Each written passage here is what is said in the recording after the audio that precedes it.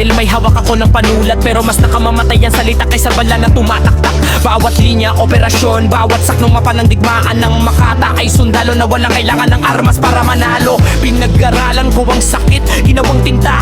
Pinag-aralan ko ang pagkawala, ginawang ritma. Habang kayo ay natutulog, ako ay gumigising sa gabi. Sinusulat ang mga bagay na hindi ninyo kayang sabihin. Ako ay Makata, hindi yan kahinaan. Mas madaling bumaril kaysa magsulat ng katotohanan. Ang pluma ko ay mas mabigat kaysa bakal, kasi bawat salitang totoo may kasamang dugo at luha. Ako ay Makata, hindi yan kahinaan. Mas madaling bumaril kaysa magsulat ng katotohanan. Ang pluma ko ay mas mabigat kaysa bakal, kasi bawat salitang totoo may kasamang dugo at luha. They say poets are soft, sige, isipin mo yan. Habang ang mga imperyong natumba, ang tula ay nabuhay pa. Si Rizal ay napatay na palel, pero ang nulilay hindi namatay. Sino bang mas makapangyarihan na nagbubutok o ang nagsusulat? Bawat metakora ko, punyal na kabalot ng ginto. Maririnig mo lang ang tamis, pero maramdaman mo ang tibo. Makata ako, ibig sabihin nakikita ko, hindi mo nakikita ang mundo sa aking mga mata. Mas malalim kaysa sa'yo, kaysa sa'yo, kaysa sa'yo. Masisira ang katawan,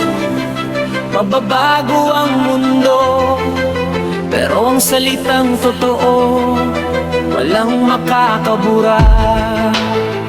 Ang Makata ay hindi namamatay, nabubuhay siya sa bawat bibig na nagbabasa.